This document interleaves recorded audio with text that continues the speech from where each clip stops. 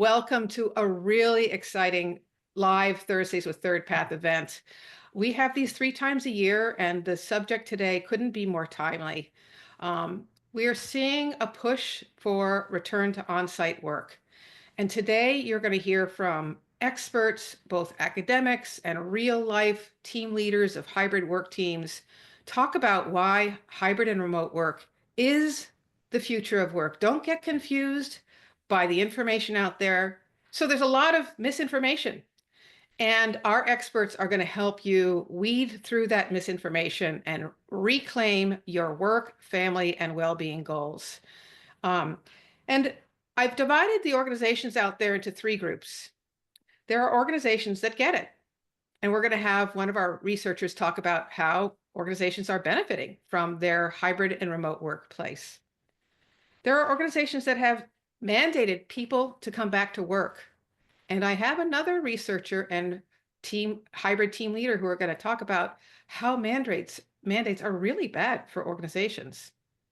And then there's a group of organizations that are kind of on the fence. And this is the group ThirdPath is most interested in, because we really want to help them hold on to their hybrid and remote work goals. And so I have another researcher who will be talking to me about what's really at the heart of helping those organizations stay committed to their hybrid and hybrid and remote goals. So um, the ones who get hybrid and remote work, um, they understand that this is about helping us improve our collective well-being. We all have work and care responsibilities, and hybrid and remote work helps us better manage our work and care goals. It also promotes gender equity and more inclusive workplaces. What do I mean by inclusive workplaces? Again, a word that's being floated around out there in many different understandings. I want to use the word inclusive to say, hey, you have employees who have all different kinds of needs, and hybrid and remote work helps you put structures in place so all different kinds of employees, people who are single parents, people who have 2 working parents, um, all are going to be able to approach their work in a way where they can be successful at work and meet their responsibilities outside of work, versus an old school approach to work where the idea was you did work or care. Well, that's not our world today. We don't have somebody at home taking care of all the care needs, most likely. And if we really want to succeed and promote people to their best success in your organization, you need to put structures in place to help people do work and care, whether that's care of themselves, care of their aging loved ones, care of their children. We need workplaces that support work and care. And when we do that, I'm going to show you some of the long list of reasons why organizations benefit. And then I'm going to get Joe Regina to talk a little bit about the research he's been doing that proves that what I'm talking about really makes sense. When we create organizations that support work and care, things you might already know: improved recruitment, improved retention. You're better at managing dispersed teams, which is, by the way, most workplaces today. You're better at managing different time zones, which again, most workplaces today. Hey, you're better at managing weather emergencies. Uh, I can't tell you how long ago it was I said, well, if people could work from home on snow days, it sure would make things easier.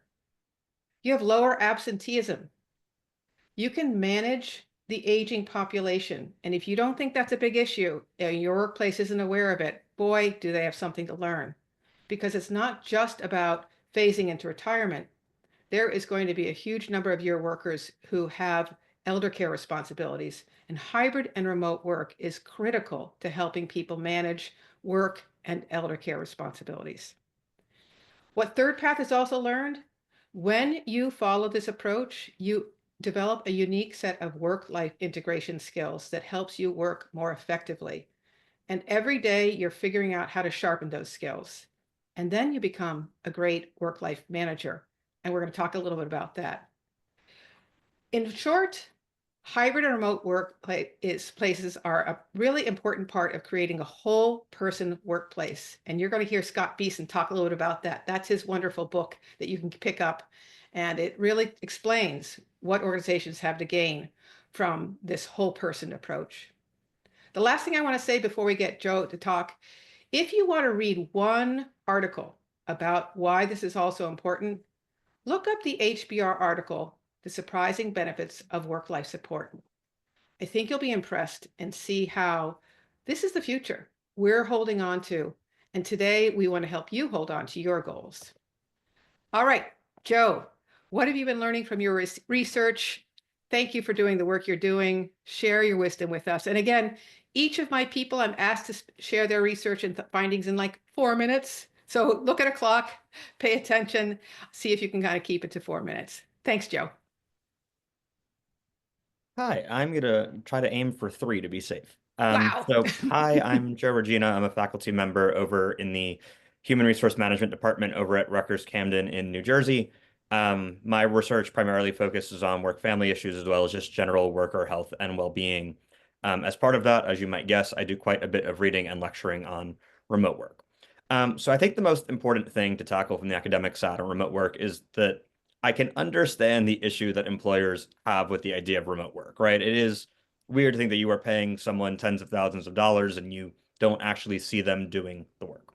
To me, as an HR person, that suggests a poor performance management system. You don't need to see someone working to see the outputs that they are creating, which then brings in the question of, are you paying people for time or for output? And as far as I can tell, people get fired even when they show up every day and they don't get fired when they perform very well. So that kind of informs me a bit on the answer. To that point, remote work does generally, according to a meta-analysis, for what those of us that aren't familiar, a meta-analysis is essentially a study of other studies. So if there have been 10 studies that looked at remote work and job satisfaction, they take all 10 of those studies and they pull the results together to come up with the best estimate possible via the largest sample size possible. Within a meta-analysis that looked at remote work and a variety of outcomes, what they found was that there was not a relationship between remote work and work engagement. It was trivially small, if at all significant. It was like 0.03 or something in that ballpark. So very, very small. It also did suggest a handful of benefits, including greater job satisfaction, perceived organizational support, and lesser turnover intentions, which are all things that organizations do look to cultivate. And that's in addition to research that does suggest it can help in some cases with the management of work and family issues. So, in total, if we take that meta-analysis and we try to generalize from there, it does appear that remote work has pretty minimal harms to organizational productivity and does offer benefits to the employees. With that said, for those of us that are looking for a reason to think that working in person is not going to end the world, there are another line of research that suggests working in person can relate to like lesser loneliness, more feelings of social connection. So while this is really problematic in some aspects, it might also help in others. There's probably a happy medium somewhere, which is why the hybrid options are so well received. And hopefully we can get back to the point where that is generally accepted. And I'm at 2 minutes and 40 seconds, so look at me go. Wow, setting a great example. And you've raised such good points. I mean, I ran a fully remote workplace for 25 years, and we knew, Joe, that getting together was still important, even in a fully remote workplace. And so these are just common sense things that we can help people do if we aren't fighting about the things that are not so common sense. Ashley, you're up next because actually you have a personal story. You are running a hybrid team. You're doing a great job, have been doing it for a long time. But Great Places to Work has also done some research. And when I looked at your research, it really shouted the following. Mandates are a big problem. Mandates are a big problem because one of the things you're going to consistently hear from the researchers today is these flexibility needs alongside the organizational support. So there's an alignment between these two things. So somebody might like working in person. And if you don't actually figure out how to help that person work in person, it's not aligned. That's one problem with mandates is you're approaching the whole organization as one uniform approach, and that's going to make people unhappy. In fact, a large percentage of people unhappy. Here's the thing I took also, Ashley. It also undermines the manager-employee relationship. Because here you have this disgruntled employee who has to come back to the office who's mad. And now the manager has to manage the disgruntled employee. This is not good for organizations either. In fact, manager-employee relationships are probably the highest indicator of people's happiness at work. So you've just set up a really bad equation of making people unhappy working with managers who have to figure that out. This is not a road to success. Ashley, share your wisdom either about your personal story first or about the research. Sure.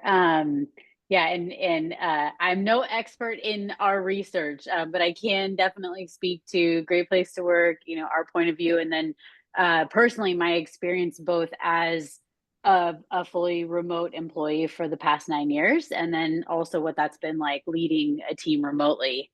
So I'll just start by saying, Great Place to Work. We've been around for 30 years and we really wrote the book on what it means to be a great workplace.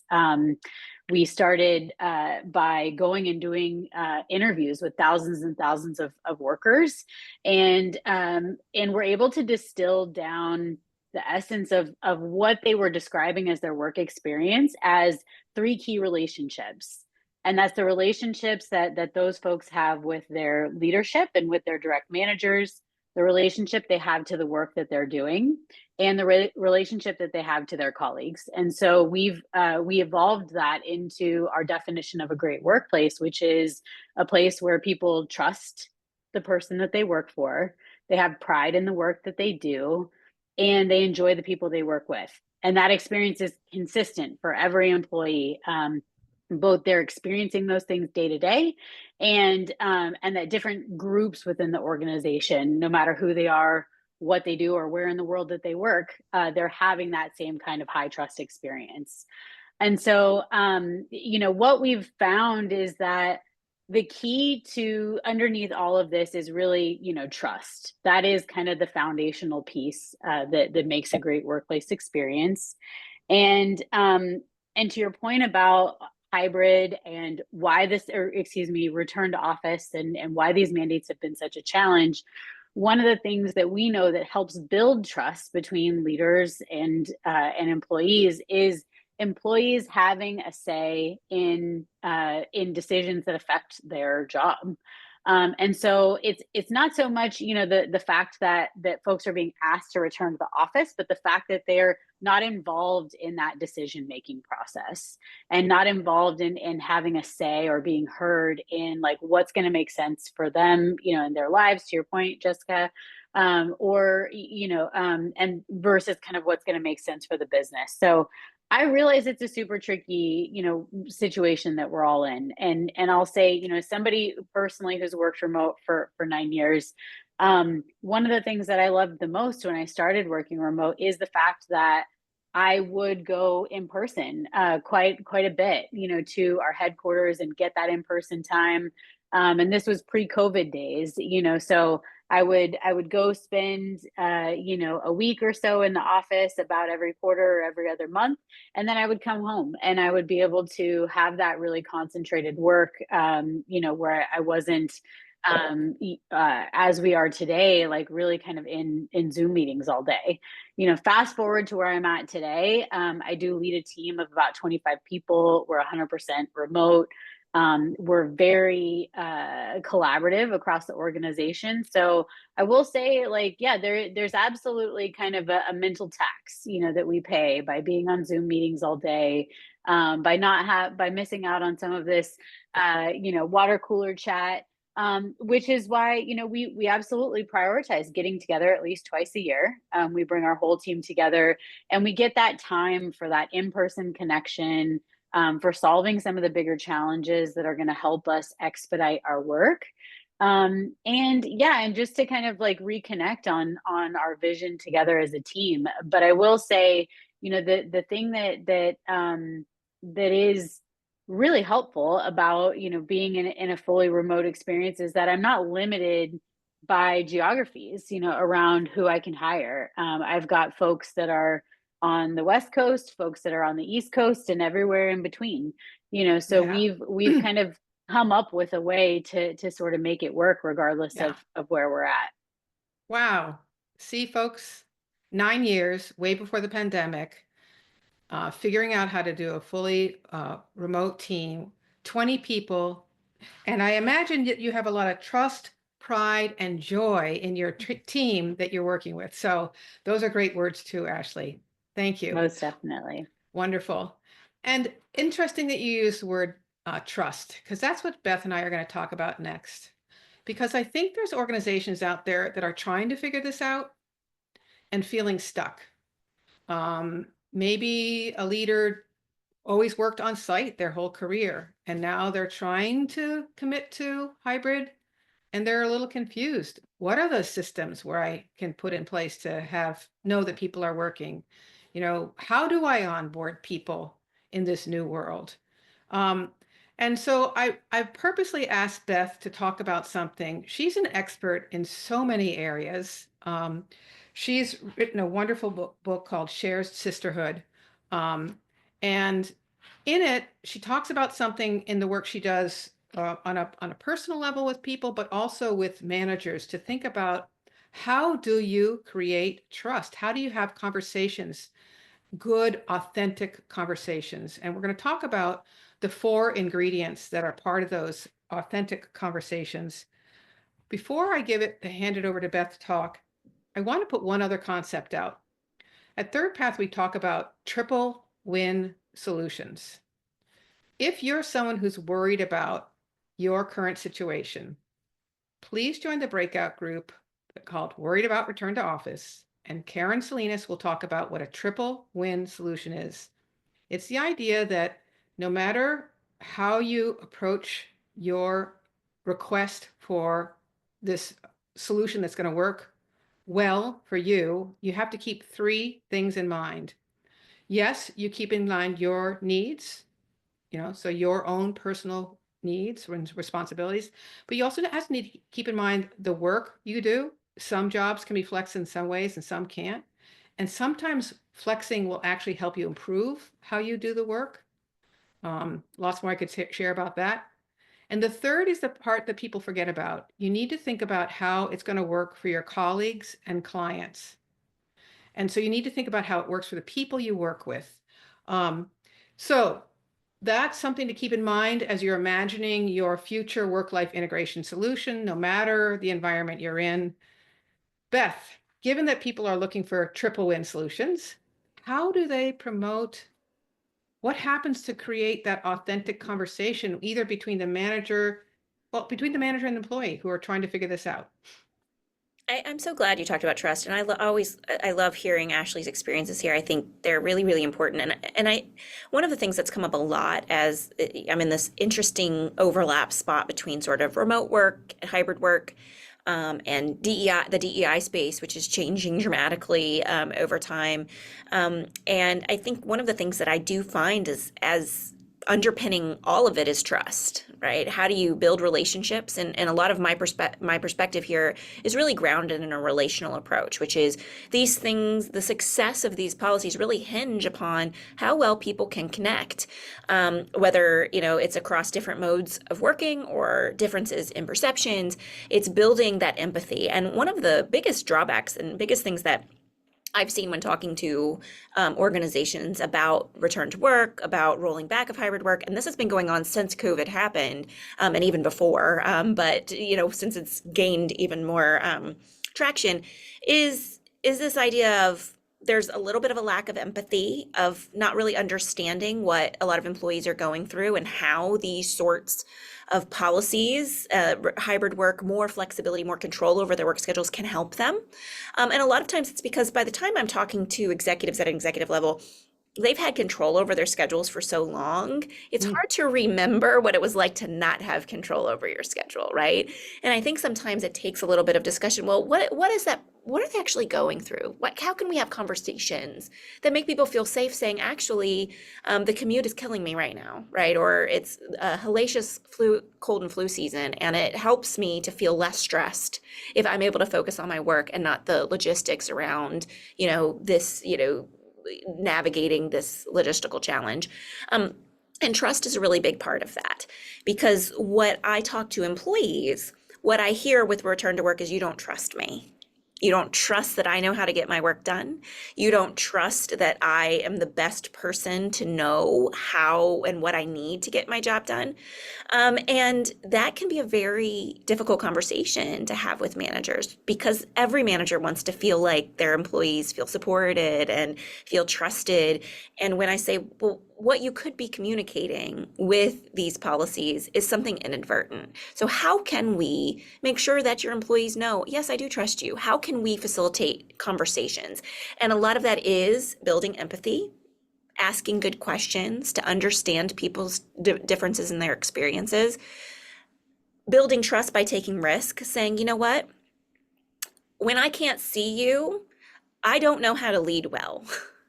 And I am going to take the risk of not seeing you all the time, not being able to monitor what you're doing, because I recognize that that's what you need from me in this moment. So let's try this. Let's experiment the same way we experiment with problem solving in every other parts of our business. Let's experiment with what policies will work best for us. And bringing parts of your authentic self, and in the stories like Ashley was sharing and like so many of you all have, bringing those stories and saying, actually, here's how I dealt with a challenge that was difficult for me. And here's how we can come together to try to solve it. Those little moments of empathy, trust, risk taking, and vulnerability, showing vulnerability, can make all the difference between having employees that feel like they're being controlled and micromanaged and not trusted, and feeling like, you know what, I can be my whole self. I can bring all my ideas here, and this is a safe place for me to do that. And that sort of culture filters over to everything, not just Yeah. Yeah. Wow. All right. Those are worth repeating. Trust, vulnerability, risk taking, and empathy. empathy. And, because again, I think this is foundational for where we are with so many organizations, is leaders getting good at this, employees getting smart on their part of this. And I want to give you a concrete example. Then I want to tell you where we're going next. I am going to have Brian Anderson talk a little bit about, work and life are not separate. So when we actually create workplaces that have those different structures that support us to be whole persons, like Scott Beeson's book, um, it allows us to share the mental load better at home. So I'm going to have Brian Anderson share a little bit about that, because maybe you want to be in the breakout group that's going to be talking about how hybrid and remote work helps you share the mental load. So that's what's coming next. Brian Anderson sharing that short story. Before we get there, I want to give you a concrete example of putting Beth's ideas into action. We've been virtual forever. And I had an employee, there was one winter where there was just snow days after snow days after snow days. And he had young enough children at home when they were snow days that I knew it was probably not his best work. It wasn't terrible to manage snow days and, get the work done. And I talked to this employee because I'm very open about my own work-life balance stuff. And I said, hey, I know you don't work on Fridays, and it's not a problem when there's a 1 or 2 snow days, but what do you think when it's the 3rd snow day? Would you be open to switching your work day to Friday and having that snow day when you're not working with the kids? I took a risk. I put an idea out there. I put it out gently. Of course he said yes. It was such a smart answer. We just hadn't thought about it together. And so that became the norm. When a snow day happened and it was possible, he moved his work day to Friday, and then he could just enjoy the snow day with his kids. To me, that's a triple win solution. All right, Brian, how does hybrid and remote work help with sharing the mental load at home? Yeah, so I think for me, I'm in a very lucky situation where I work primarily as a grant writer and fundraiser at a nonprofit. And so I'm not needed in the office every day because I need to be out there in the community connecting, right? And then hiding to write what I need to write. And so when I took this role at IC Stars about 2.5 years ago, my wife and I, had already been used to the hybrid world because of the pandemic and whatnot, but we really took it upon ourselves to be proactive in setting up a home calendar that marked like who's doing the kids pickups and drop-offs, who's on duty for food preparation or taking the kids to the 1,001 different activities that they have. And at first it was very much focused on the tactile, like just filling in the calendar so that we knew who was doing what when. But as we kind of got into a groove, we started to realize like, I love cooking. And so why don't I take on all kitchen responsibilities so that it doesn't just include like making the meals, but it's in charge of grocery lists and the meal preparations. Now that my girls are older, making sure they're helping with cleaning out the dishwasher and setting the table and kind of having a team approach rather than just me all the time. And for my wife, that meant she took on other duties like for example, like the laundry for her, folding laundry is very therapeutic and a very simple task that doesn't involve thinking. And I would always ruin a clothes here and there because I'm just bad with laundry. So, there's some natural growth in that decision making, but also a lot of intention of like, where are our strengths and our interests? Yeah. And it doesn't just mean the menial stuff, right? Like, as I was sharing with you before, Jessica, like we're going on a big trip in a few weeks now, and my wife is taking that on, whereas I'm doing more of the other like weekend adventures, not the heavy duty planning for an international trip. And so I think for us, having the flexibility in both of our schedules has been great for that diversifying our gender equity skills and talents at home. But you said earlier, trust, right? And I think for my wife, who's a physical therapist, like she can't just drop a client at the drop of a hat, right? She has like a month window that she's scheduling people out. And so for her, she can trust me so that she can take off the primary or default hat of parenthood. And we can tell that to our doctor's offices, our schools, to be like, no, Brian's on the form, please contact Brian. And I think that trust, not just in me and my schedule, but trust and appreciation for my workplace, right? My boss is a single mother, so she also has a lot of things that she's juggling. Like we've just baked in trust on both ends to allow everyone some ability to look beyond just the immediate or the tactile. And I think that is a underlying piece to this.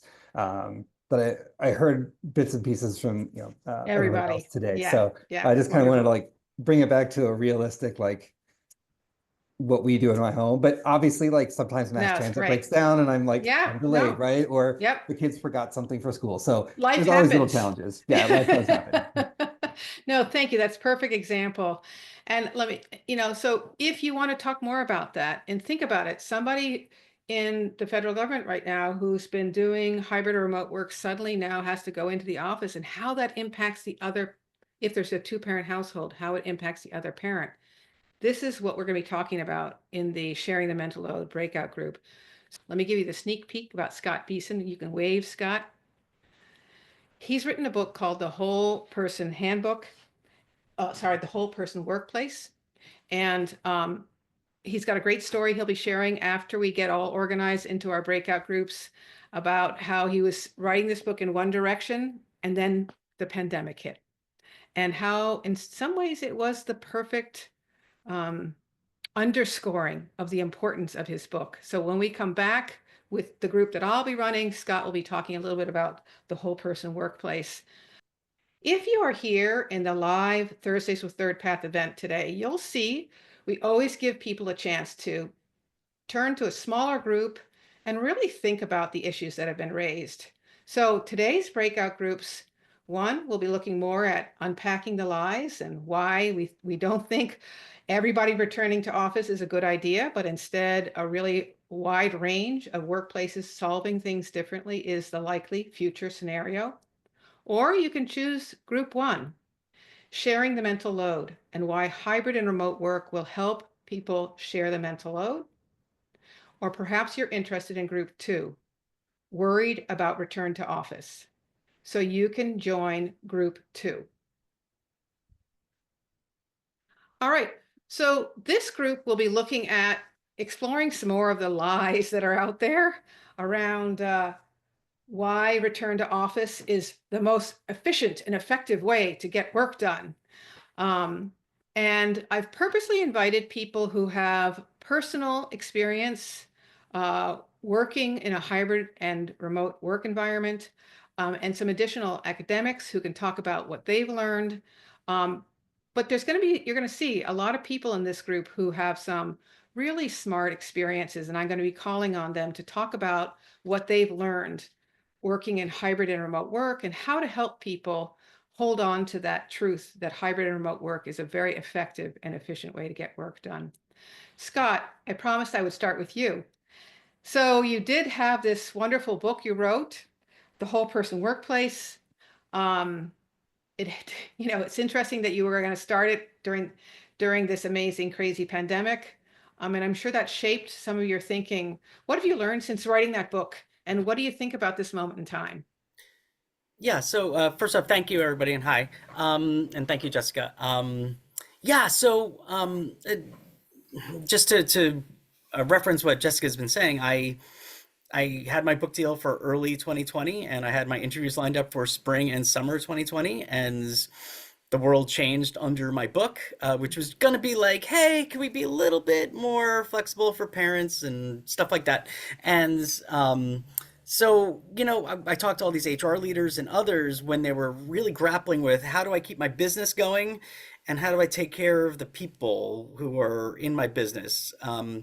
And the more I talked to them, the more we all realized that like those are actually the same challenge, right? It's not like two separate challenges because these things are very, very interconnected. So that's what shifted my thinking. And since then, I've been doing some work on hybrid workplaces.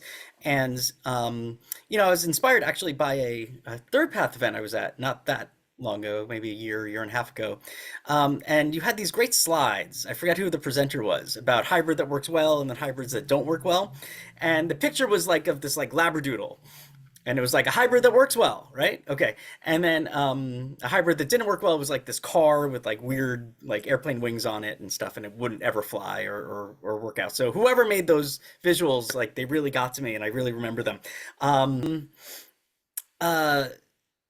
It seems to me that you need to, if you're going to have a hybrid workplace, and I think hybrid workplaces are probably for most organizations, probably the best way to go. But of course, there's no one size fits all.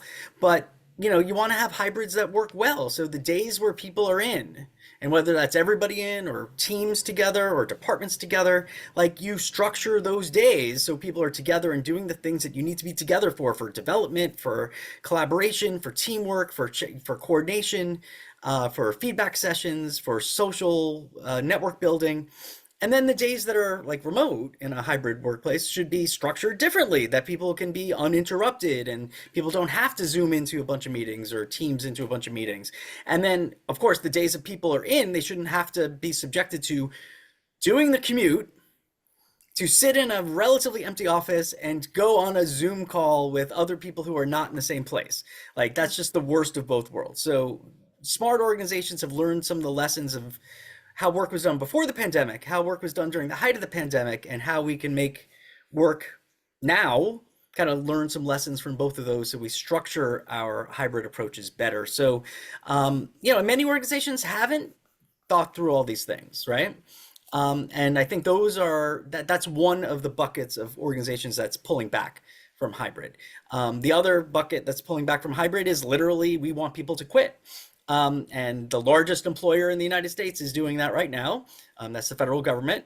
But also lots of other companies that's their approach is like, we'd rather not have to announce that we're laying off 10% of people, but if we mandate RTO, 10% of people are going to quit.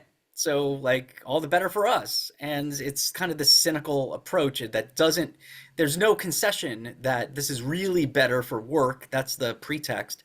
But the rationale behind it is to make things less comfortable for employees. And the fact is, we were in an extremely, tight labor market for a long time, and we are now in a more regular labor market. I wouldn't say it's particularly tight or particularly loose. And so some companies are feeling like they have a little more power to demand certain things of employees where they didn't have that power in 2021 and 2022. So Yeah. I hope. Yeah. No, that's great. Okay. That's great. And again, I've had to take the long term in my approach at ThirdPath. But if you think about who's going to be ahead 7 years from now, Yeah. Organizations that have figured out how to do hybrid well, or if they're fully remote, how to do fully remote well, Yeah. are going to be ahead because they've learned how to do all those things that make the place a great place to work. And they developed managers who know how to do that Yeah. well. They developed employees who know how to do that well.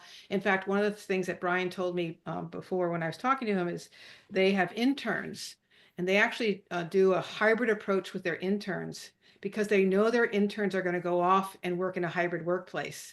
And so they want them to start learning those skills of how to be an effective hybrid employee early in the process. Yeah. So, And can I just say that that was a point actually. I interviewed Jessica as one of my experts in that book, and you made that point that the organizations that already knew how to like coordinate and already knew, had a more whole person approach where like we don't just care about the bottom line. We also would like to help our employees with some of their life challenges. Those that already had that orientation and that value set and had already practiced it were 10 steps ahead when the emergency came. yeah. And this will not be the only emergency that ever happens. So having that resilience in your DNA and your organization, I think is really, really important. So, and I guess that, if I could say one more thing about this return to office stuff, even organizations, and again, I've been working with one that went from to a 3-2 hybrid. Now they're in a 4-1 hybrid, and there's talk about just bringing everybody back full time. They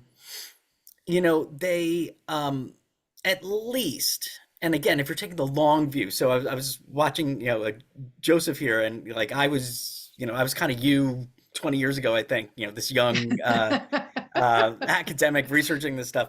And if you take the long view, I would have been so happy if you asked 2002 Scott Beeson, hey, these companies that they'll be better at like ad hoc flexibility, or when somebody needs it, or somebody can work from home on a certain day, or we could just be a little more flexible in that approach. I would have been very happy. So even the organizations that are returned to office, I think have learned a little bit that they can be better about ad hoc and as needed flexibility. So I don't know if that's hopeful or not, but that's another thing I've been thinking about. Well, and maybe what we'd underscore there, Scott, and then I want to hear from Sharon Ezone, because Sharon's going to be able to tell you how the big complaint is, how do you know what people are doing? Are they getting their work done? And Sharon and I have been talking about that. So I'm going to have Sharon share a little bit about her experiences around this and how smart she's been around that. But to your point, Scott, we've always said at ThirdPath, there's different jobs have different flexibility. And for some reason, I always use Disney as an example because, some of the jobs at Disney, you have to be physically present to be able to be Mickey Mouse and greet people. But there's a whole lot of jobs at Disney, HR, etc., managers of people that can be done in a hybrid way or a fully remote way. And so it's really getting smart about the kind of work a team does or a person does or a department does, and looking for solutions within that framework. Yeah. Sharon, enlighten us. My final thought, the quote I remember forever from a researcher a long time ago was, we need less rigid forms of flexibility. Mm-hmm. Nice. Thank you. Sharon, tell us a little bit about what you've learned around all of this. Thanks for being here. Nice to see you. Thanks for inviting me. So I work at a company. We've been around 20 years, and it started with about half their staff was remote. So we've been dealing with the remote for a long time. After COVID, we went to 100% of remote, and we will never be going back from that. So we find that there are ways to be really effective based on kind of some of the foundations that people in the group have talked about already. I think Ashley had mentioned trust.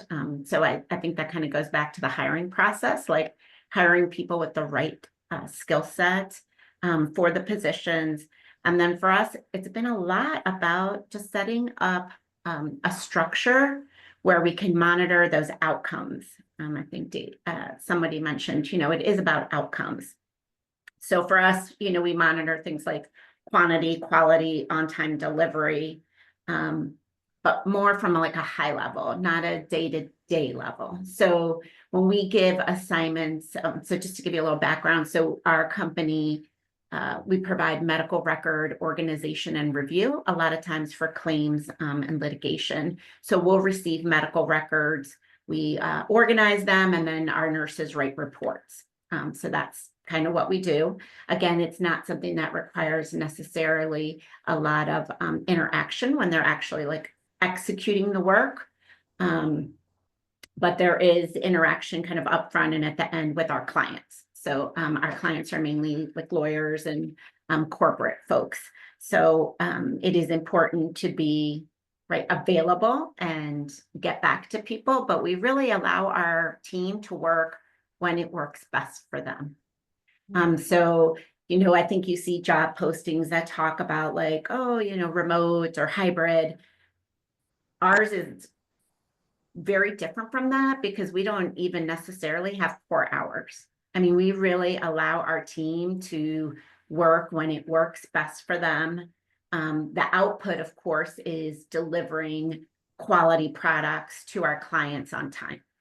Yeah. So if we're meeting those outcomes, I feel like we're doing what we're supposed to be doing. And so, and I want to underscore a point because Sharon and I have been talking about, we've been talking about changing where and when you work, right? And so Sharon's, the work that they're doing is highly independent, not all of it, but highly independent, which allows for people to work very different schedules.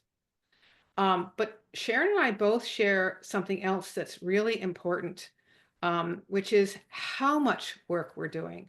Because when you're trying to live an integrated life, it's not just changing where and when you work, it's not chronically overworking.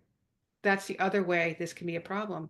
And what was fun was when Sharon and I were talking about our different workplaces, we're a very interdependent workplace. We're a small team. We totally need each other to get the work done.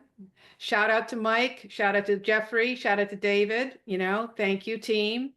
And I want to support people to have a life. And what I learned from Sharon's story and from my story was that, like a 4-day work week, Sharon was doing something the same as I was. We were both saying, hey, if I encourage my staff to float across the time of day and time of week, but in ThirdPath, because we are coordinated, we have kind of core hours. If I can get my staff to think about, hey, you only got this much time.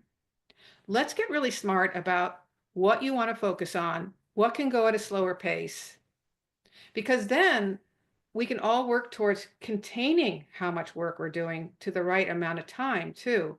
And guess what?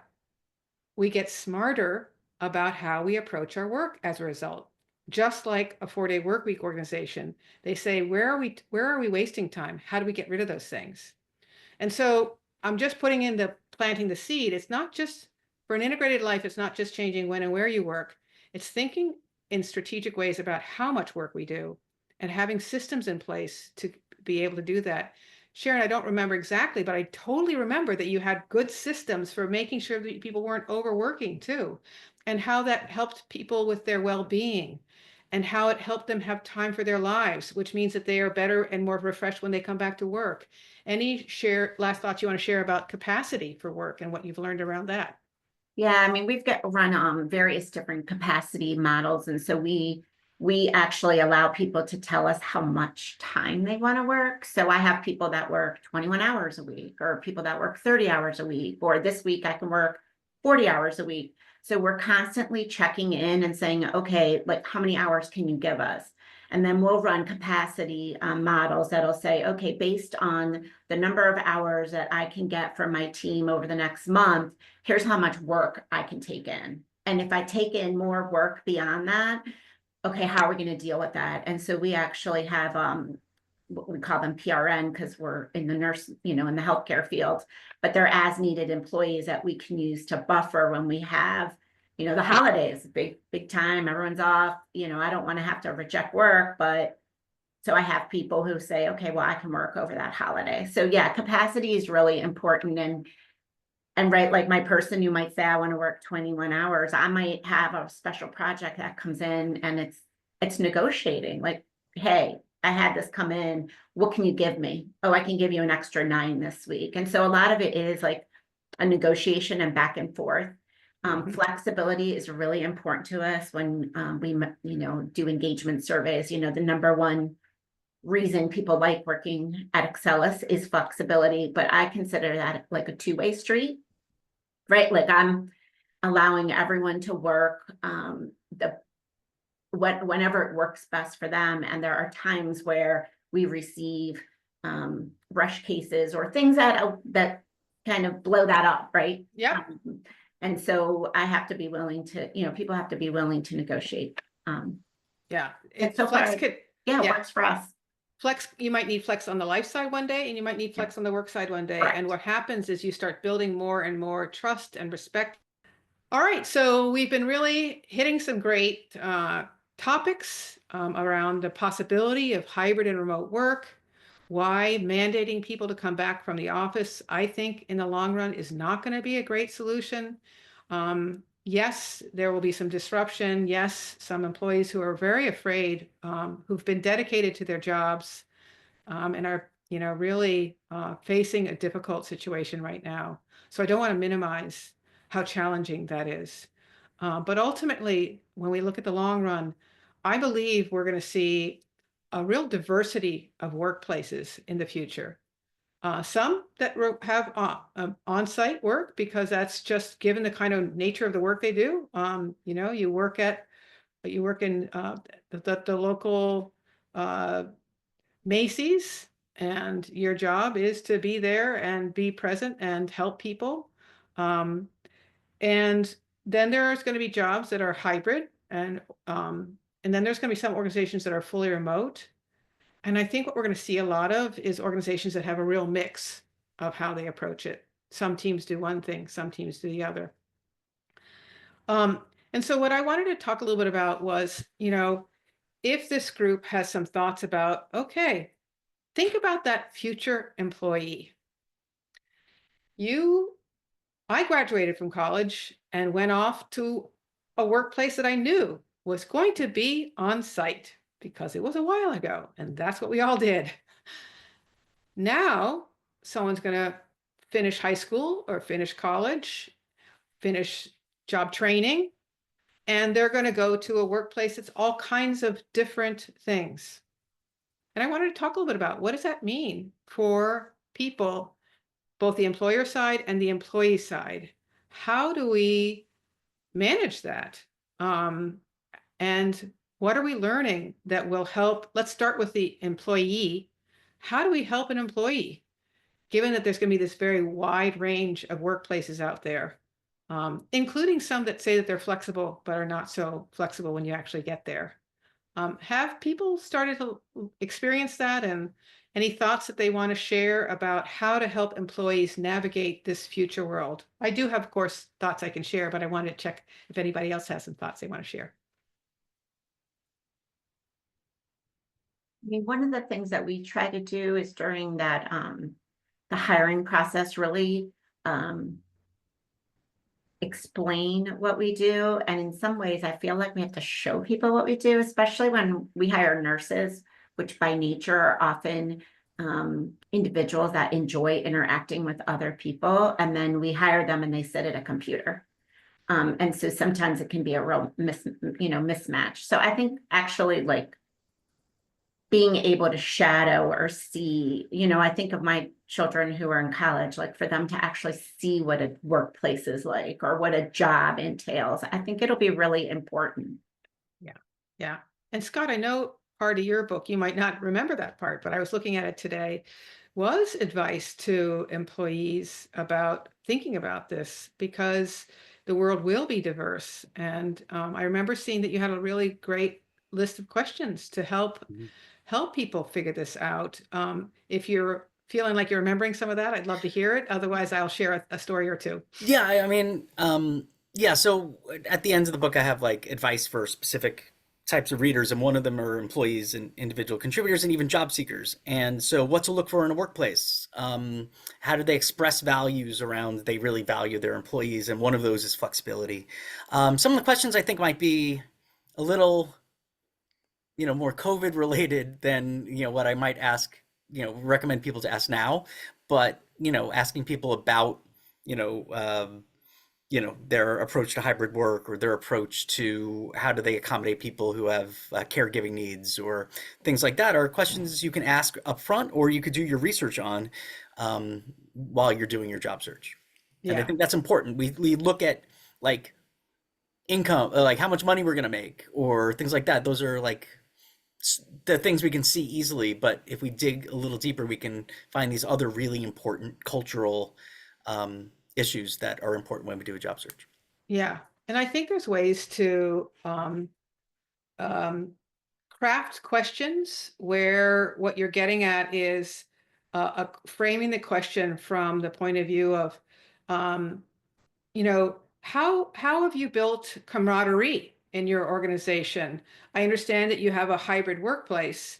How have you built camaraderie? Because then you're asking a question that they want you to have camaraderie, and they're going to show you how they're doing it. And so you're asking a question that shows your interest in work, but also gets some information about how do they build camaraderie in the workplace. You could also ask a question like, things happen, snow days, people get sick. How does a team work together to address an unexpected change in schedule? So, again, you're asking the question in a way where you're showing I care about the workplace, but you're learning, that team leader is pretty smart about how they manage those things, or you're learning that they're not, and that's going to be helpful because, again, I do think we're still in a world where what is being told about how things are done is still not always exactly in line with how things are done. So as an employee, I think there's some ways that you can start asking questions that show I'm thinking about how to get the work done well in a hybrid way, and I'm curious about how you've solved this. Maybe it's like onboarding. Hey, I know that onboarding is an important part of being able to have me do my job well. What have you found really works well in your onboarding experience? Again, you're learning about the workplace and how they've gotten to figure out structures that support hybrid work. As an employer, I think there's another side of this that we could be thinking about. I've learned, and my team can speak up here if they want. I've learned that, you might be hiring somebody like Sharon's example. A nurse normally works on site, is interactive with people. And now Sharon's giving them a job where they're going to be not interacting with people, but just quietly working at a computer most of the time. I've learned that there is people come from one workplace with one experience, and now they're coming into your workplace, and you have a very specific way you approach things. And what Sharon was talking about is how can you best help that employee learn how your workplace works before you hire them to make sure it's a good match. I know that from personal experience, some people don't work well in hybrid. They really like to be in person. How do you make sure that the person who's saying, oh, hybrid will work for me, fully remote will work for me, but actually the truth is they're a very social person and working by themselves from their house, and connecting just through, the ways that we do at ThirdPath won't work well for them. And so I think as an employer, you also need to be thinking about what is that workplace that person came from before, and is it very different from your workplace and how you aligned your work, and will there be potential friction in that match, and how to think more about that. Not to put you on the spot, David, but I see your face, so I get to ask you. I mean, you really had, you called this the unicorn job working at ThirdPath. And, I guess I'm curious, how at ThirdPath have we built camaraderie? How did you learn how things were working at ThirdPath? What was it like to kind of start working in an organization that was really trying to think very intentionally about, here's how many hours I'm going to work, and here's how I'm going to make this feel like I'm connected to people at this this remote workplace? I guess honestly, I think just even the interview process where I had Melissa and Lindsay, talk to me on a Zoom call about what the job was like and kind of set up that expectation in the beginning. And we do have regular, staff meetings on Zoom, and we meet once a year in person. I guess I am more of a social person, but this unicorn job is the one I can do from 9 to 2 while my kids are in school, and I still have, PTA and other things that I can go and be social at. This doesn't have to be my social aspect. But sometimes I do miss the quote unquote water cooler talk. But there's still opportunity, to call up one of my coworkers and be like, hey, I need help with this one thing, and then talk for 15 more minutes about what's going on in our lives. And, you still get that connection that way.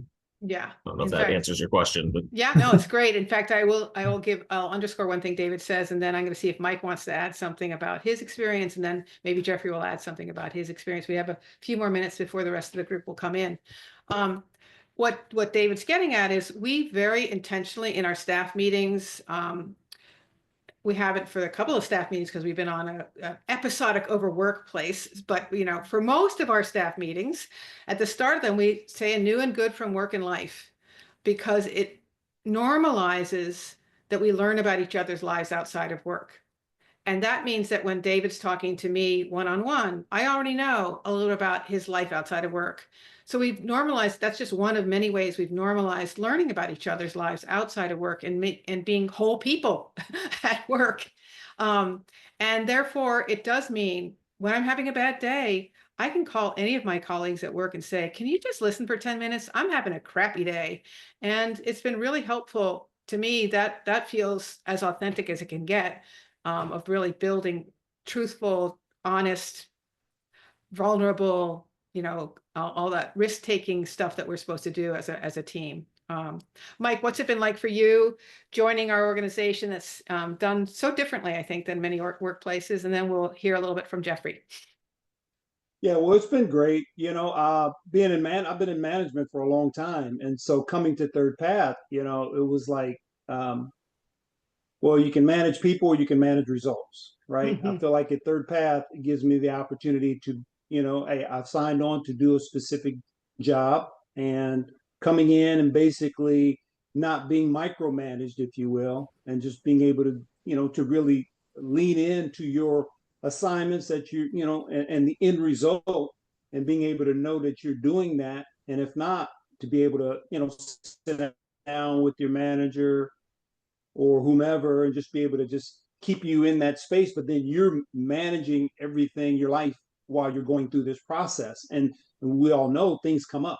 You know what I mean? If you have small kids, you got an elderly parent, you have a health issue, you're back and forth to the hospital. I mean, just locking into a 9 to 5 is really prevents you from really being able to really carry out your overall life and responsibility, because why? Because nobody can see what you're doing. That just kind of does not really make a whole lot of sense when you think about it. We have to work on our pace and be able to adapt to our own life and make the work that we do fit in there, and at the same time add value to that company. Yeah. And so that's one of the things about ThirdPath that I really enjoy. It allows me to do that, and all my team, we all get to benefit from that culture. Yeah. No. And I'll say, if we have time, let's come back to this whole idea of managing yourself versus something Ashley said about lots of Zoom meetings. Meetings in general are an interesting twist that we'll talk about in a second. But Jeffrey, any insights you want to share about your ThirdPath experience? So I come from a very independent background, being in research, I'm a scientist by training, I'm a food scientist. So I'm used to being independent, I'm used to being by myself. But what was really awesome is knowing that there's trust that we've built amongst each other to be able to get our tasks done. And when things don't always go to plan, because as a scientist, I believe in data. Data says what it says, whether it's what you like or don't like, right? And sometimes things don't happen the way you want them. And when we have to reshift our priorities, being honest and being able to communicate it just directly and say, hey, I had to make this change because of this. It was this choice or this choice because these are my hours. And having these communications allows us to be able to collectively look at what's going on so that we can meet and push towards the goals that need to happen. Yeah. So being in an environment where we can strategically assess, feel like we can be independent, and to underscore what Mike said, not micromanage, so that we can get our jobs done because we each bring a lot of great talent to the team. It's been, to David's words, not to to steal it because I'm the well anyway. It's the unicorn company. Like I always make jokes about stuff, so I'm gonna not go away from making a joke, but it really is a unicorn company. Like David, I've got young kids at home. They're actually home right now on quiet time because this is when we were doing our live event, right? They're doing asynchronous learning because of the snow or ice that's on the ground. So having that flexibility to be able to is unicorn to me. And then having the colleagues that have, as Jessica has been through it and has raised her children and is in a different stage of parenting, I get to get advice from her when I'm feeling frustrated, or I can speak to David, who also has an 8-year-old, and be like, I know exactly the frustrations you're going through, right? So, or I can talk to Mike, who'll give me a completely different perspective and just help me see things that are negative in a very positive way, right? So this team is quite frankly brilliant. Well, thank you. And again, back to Beth isn't here to say it herself, and probably people are going to show up any second now. There they are. But what really has the research has shown over and over again, what makes an organization work well, what makes a team work well, because basically organizations are just a group of teams, is this kind of building strong, trusting relationships that have this give and take. And the more you are able to kind of flex and be respectful of your employees' lives outside of work, they will also show up and be really there for you when you need to flex on the work side as well. All right, so now you're going to hear the wrap up from today's Thursdays with ThirdPath live event. One of the things I'm so proud of is the community that we've built. It is really an exceptional group of people who have been pioneers in so many different ways, both in thinking differently about how work can be done and how family can be done. In fact, I'm going to put up some slides again in a second and remind everybody that if you know somebody who would like to come to our Parents Forum, because you are here today, you can come, not just you, but you can bring a friend, a colleague, a sister, your partner to the Parents Forum that we're having at the end of the month, because we're giving today to all of our participants 2-for-1 registration for this event. And what's beautiful about the Parents Forum is it's set up with you in mind, so you can just attend one event or all 3 events or anywhere in between. So we really have you in mind in the design of the Parents Forum. And I'll show that slide one more time as we wrap up today. So thank you, everybody. It's a really important time to have this conversation. The short story, I would argue, is hybrid and remote work is here to stay. It is a very healthy and successful way to do work, and it really supports us to have healthy and successful families. With that in mind, I'm going to have the Sharing the Mental Load group share some of the takeaways from their experience talking in a small group around why hybrid and remote work is good for families. Boy, I mean, it was such a good conversation, and I told my group, I hope I do us justice. It was a really, really great opportunity for us to talk together about when we have hybrid and remote work, there are so many more options available about how a couple can share both. Kate Mangino pointed out there is both physical labor and cognitive labor, and how do we make sure that we can split that? We talked a little bit about how we're not necessarily looking for equality. We're looking for equity in a relationship. And Mike Mangino talked about the importance of how does it feel as a couple? What does it feel like? We had some great questions about how do we approach this? And one of the things that came up was talking about care across the life cycle. And that you need your family needs different aspects of care, and whatever all of the tasks that need to be done are different based on what the ages of your children are, or if you're entering into elder care. And so starting a foundation for that conversation, being, setting expectations and revisiting those expectations. How often are you doing it? But having those conversations is going to happen again and again and again. And it's just, it's that transparency with one another is important. I might leave it at that. So we've got plenty of time for the other group to wrap up. But great conversation. Thank you. And thank you, Mike Mangino, for being there. He's going to be one of the actual people running our workshops at the Parents Forum, just full of really good advice around how to help two-parent households, whether it's two moms, two dads, mom and dad, really think differently around their energy and how to create something that both parents are feeling like it's working for them. Just full of great advice, Mike. Glad you're going to be helping us. All right. So I know that where is Karen? There she is. Hi, Karen. Hello. You had a important task today, helping people who are a little bit worried about what's ahead. What did you learn?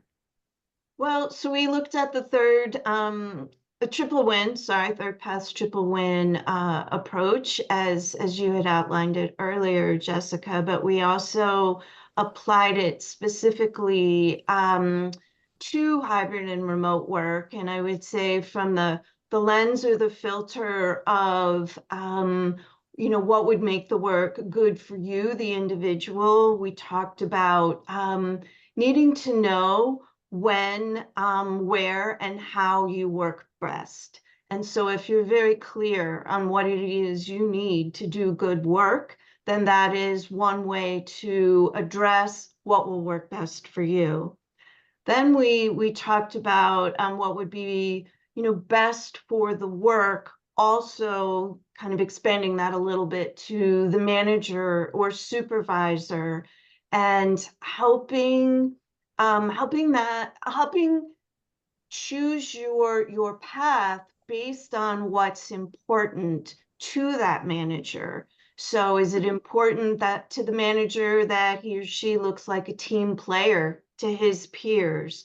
Or is there a certain way that that person prefers to be communicated with? Whatever it is, looking at the work and the manager that you want to ultimately sign off on a hybrid or remote arrangement, whether it's to keep what you have or get something new because it's not what you currently have isn't working for you. And then we also talked about, what's good for your coworkers, your clients, your customers, other stakeholders.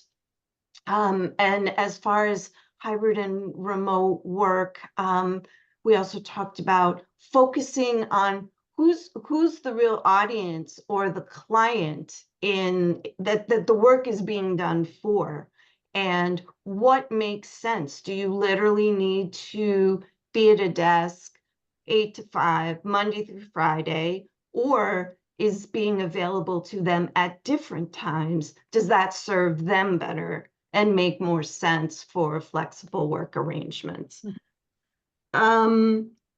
We also talked about how important trust is, and that as you use the triple win approach and you show coworkers and you show your boss or manager that you're still trying to do your best work, you will pick up momentum, and people will trust you to get the work done in the way that works best for you. And then the last thing I would say we talked about is that it could be the case that maybe the job will no longer be the right fit for you. Mm-hmm. And that maybe you'll need to find another one. And that, that could just be the reality of it, so that you're choosing what's good for you, what's good for your family, and what's good for your well-being. Yeah. Yeah. And you're choosing it within the truth of hybrid and remote are going to increasingly be very real and valid workplaces out there. We were joking a little bit about how ThirdPath's a bit of a unicorn, and how we're very careful about not too much work and flexing where and when we work. And there's going to be a lot of workplaces like that. There already are more and more workplaces like that. And so plan B is always good. And realizing that more and more organizations are committed to this very logical approach that's good for the workplace, good for the employee. And, you're going to meet Melissa at the Parents Forum. You're going to meet Karen at the Parents Forum. You're going to meet Heather give a wave. Heather's like an expert on thinking about all these issues and how you can think about how to do your work very successfully, and not necessarily the traditional way, but in ways that are just smart for getting the work done. All right, glad you guys were all here. Glad you participated so well. Carrie, any advice for people as they hold on to their work-life integration goals at this moment in time? Yeah, first of all, thank you, Jessica. I'm just going to say, stay focused because there's so many people. When you look at what's happening at ThirdPath, and as I travel and work with clients and whatnot, people are standing their ground.